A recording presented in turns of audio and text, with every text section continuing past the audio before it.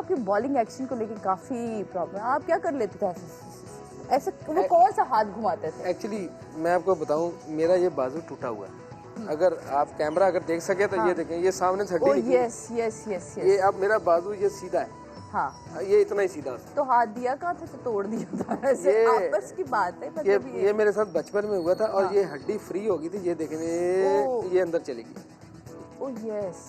ये यहाँ से जैसे ही मेरा हाथ यहाँ आता है, हाँ, तो ये मैं इसको टेढ़ा करता हूँ, ये देखें ये हड्डी बाहर आ जाती है, बाहर आती है। और जैसे ट्विस्ट करती है तो मेरा हाथ पूरा टेढ़ा हो जाता है। अब ये अगर मैं हाथ को ऐसे सीधा करूँ ना, तो इसको मैं ऐसे सीधा करूँ। तो बॉलिंग एक्शन पकड़ने वालों को बड़ा टाइम लगा आपकी ये हड्डी के अंदर और अंदर के बाहर आने तक को समझने के लिए?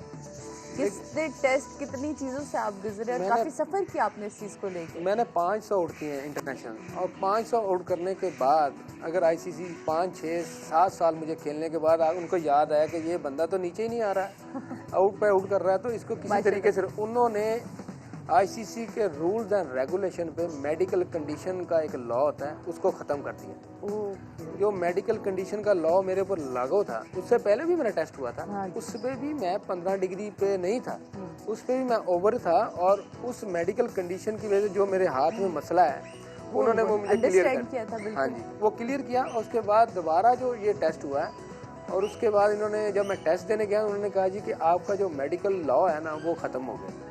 मैंने कहा क्यों? इतनी बड़ी सियासत में, हर गेम में सियासत होती है। हम सिर्फ ये नहीं समझते कि हमारे मुल्क में सियासत है, सियासत हर कोने, हर कुतरे में हो रही है, और चाहे हमारा क्रिकेट ही क्यों ना हो। चलते ज़रा टेबल की तरफ चलते, ये दुख, ये आंसू जो है ना, ये हमारे ऐसे चलते रहेंगे। मैं ज़रा लंबा सफ़र करके रहा, मैं इंतहाई नदीदी होके कहने वाली हूँ, सुने नाश्ता नहीं करा रहे आप? बिल्कुल करा रहे हैं जी, आए आपको नाश्ता ये इनकी बहुत प्यारी सी बेटी है माशाल्लाह से, और ये 2 शरारती, ये 2 गुड्डे भी आपके 2 गुड्डे हैं? हाँ जी, वो भी मेरी भतीजी है। ये दोनों, ये आपके 2 शरारती, और ये आपकी डिटो कॉपी है। ये लड़ाई है सबके साथ।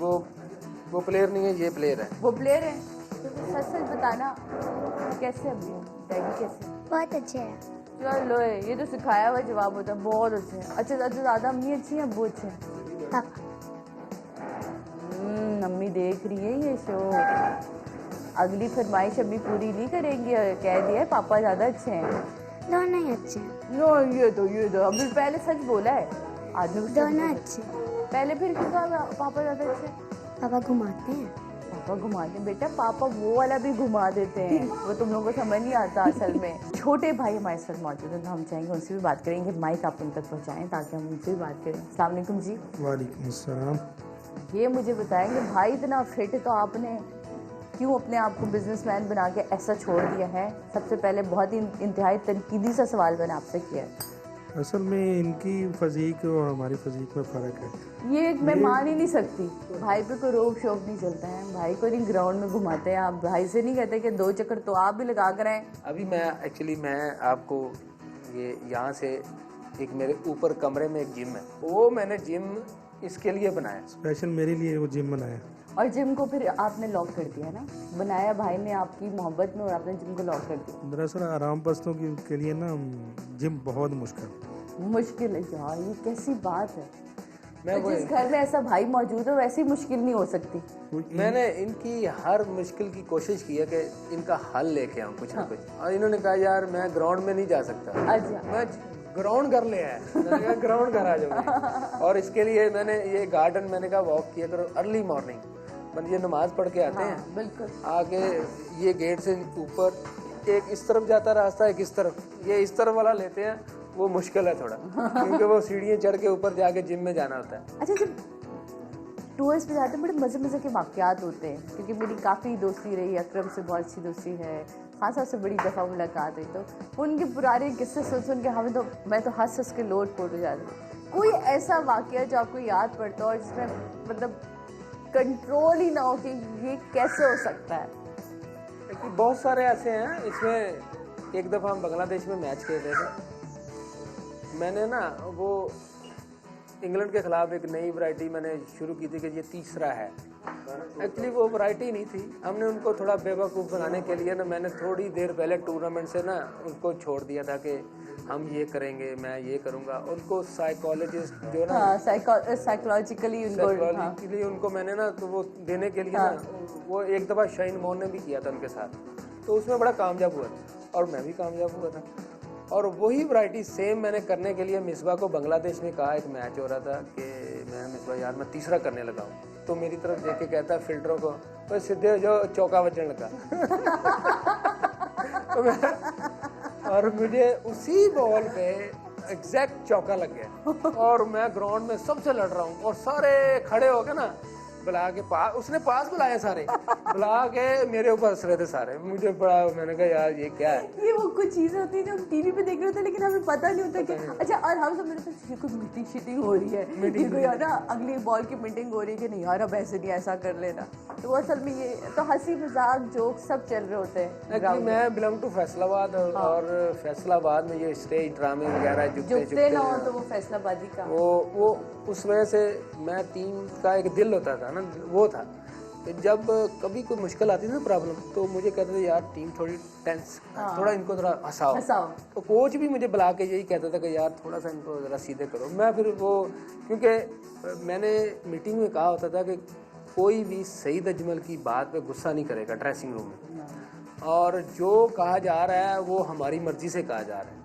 और इसकी वजह से फिर मैं सबका लाड रहा था और प्लस अल्लाह का शुक्र है कुछ बॉलिंग भी मैं थोड़ी बेहतर करता था, और जिसकी वजह से टीम में मेरा कोई एक अच्छा वो इमेज था, जिससे अल्लाह का शुक्र है जितनी देर खेला हूँ मैंने टीम को उठा के रखा हर जगह, चाहे हारे चाहे जीते। उसमें हार जीत हम रखते ही नहीं थे।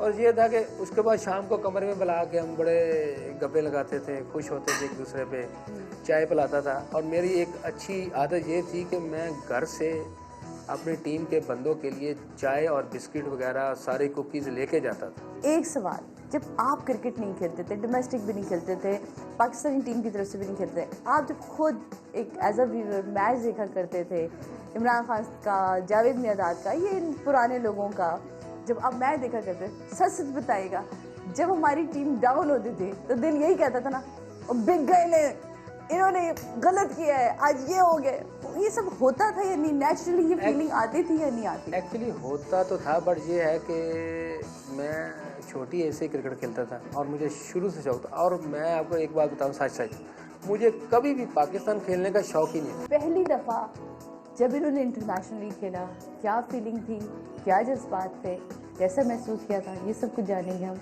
लेकिन ये सब कुछ होगा एक छोटे से ब्रेक के बाद। हमारे साथ रहिए। स्पोर्ट्समैन को ऐसा होना चाहिए, फिट। कोशिश करते हैं कि जैसे ग्राउंड में थे ऐसा ही ग्राउंड के बाहर भी फिट। घर में एनिमल हो तो वो आदमी खुद बहुत सॉफ्ट हार्टेड होता है। तो ये आप मुझे बताएं, डॉग लवर कौन है? ये एक्चुअली मैं ही हूँ। और इसको मैंने देखा है, ये बड़ा एक समझ क्या नाम है इनका? इसका नाम है जैकी। एनिमल लवर है। और एनिमल लवर जब मैंने जहाँ तक साइकोलॉजी में मैंने मास्टर्स किया, उसमें मुझे ये पता है कि जब कोई एनिमल लवर होता है तो इसका मतलब है बड़ा सॉफ्ट हार्टेड होता है। पूछते हैं इन्होंने अपना ये मासूम सा दिल कहाँ दे दिया, मतलब वैसे ही होता है यंग एज में, तो ये सारी चीजें चलती हैं। एक ही जगह दी है वो पक्का दे। अच्छा, ये वैसे कोई सियासी सा जवाब नहीं दे दिया आपने कि बस एक ही दिल दिया फिर वही सही है? एक्चुअली जब मैं पाकिस्तान खेला ना, मेरी शादी उससे पहले हो चुकी, पाकिस्तान खेलने से पहले। और मैं बच्चा बड़ा ही नहीं होने दिया मतलब वो बाहर के टूर एंजॉय नहीं कर पाए आप? एक्चुअली एंजॉय मैंने बहुत किया है। एक तो भाभी सुन ले, आज उगल दी, एंजॉय बहुत किया है। अब आगे की कहानी मैं आपको सुनाऊंगी जी। एंजॉय बहुत किया पर अपनी मिसेस के साथ। ये मैं ही सुना देता हूँ। एक्चुअली मैं बहुत लकी रहा हूँ।